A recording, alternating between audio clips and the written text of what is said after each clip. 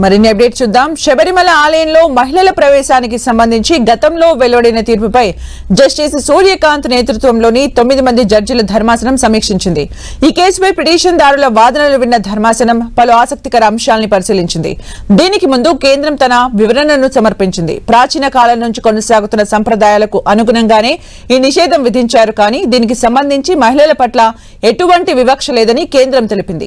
మహిళల ప్రవేశాన్ని అనుమతించడం అనేది ఆరాధనా స్వరూపాన్నే మార్చివేస్తుందని, ఆలయ సంప్రదాయాలకు అనుగుణంగా శతాబ్దాలుగా భక్తులు స్త్రీ పురుష భేదం లేకుండా అయ్యప్ప స్వామిని పూజిస్తున్నారని కేంద్రం తరపున సొలిసిటర్ జనరల్ తుషార్ మెహతా కోర్టుకు తెలిపారు.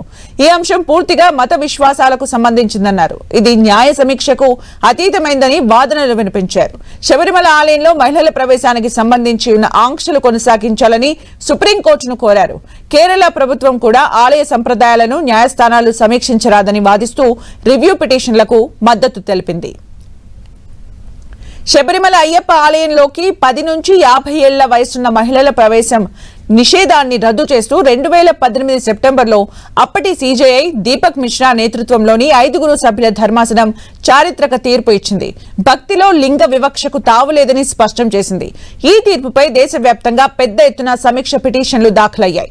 దీంతో 2019 నవంబర్లో అప్పటి సీజేఐ రంజన్ గొగోయ్ నేతృత్వంలోని ధర్మాసనం ఈ వివాదంలో ఇమిడి ఉన్న విస్తృత రాజ్యాంగపరమైన ప్రశ్నల్ని 9 మంది సభ్యుల ధర్మాసనానికి సిఫార్సు చేసింది. ఈ క్రమంలోనే 9 మంది సభ్యుల విస్తృత ధర్మాసనం ఈ కేసును విచారిస్తోంది. ఈ విచారణ కేవలం శబరిమల ఆలయంలోకి మహిళల ప్రవేశానికి సంబంధించింది మాత్రమే కాదు. రాజ్యాంగంలోని ఆర్టికల్ 25 ప్రకారం మత స్వేచ్ఛ హక్కు పరిధి, దానికి సమానత్వం, ఇతర ప్రాథమిక హక్కులతో ఉన్న సంబంధం వంటి విస్తృత అంశాలను ధర్మాసనం పరిశీలించనుంది. మతపరమైన ఆచారాల్లో న్యాయస్థానాలు ఎంతవరకు జోక్యం చేసుకోవచ్చు, అత్యవసర మతపరమైన ఆచారం అంటే ఏంటి అనే అంశాల్ని కూడా తేల్చనుంది.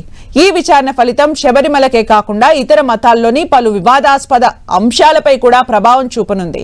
ఇతర మతాల వారిని వివాహం చేసుకున్న పార్చీ మహిళల్ని అగ్ని దేవాలయాల్లోకి అనుమతించకపోవడం, దావూదీ బోహ్రా వర్గంలో వెలివేత, బహుభార్యత్వం, నికాస్, హలాలా వంటి ఆచారాల భవిష్యత్ ఈ తీర్పుపై ఆధారపడి ఉంది. ఏప్రిల్ 22 వరకు పలు దశల్లో ఈ అంశంపై వాదనలు జరగనున్నాయి.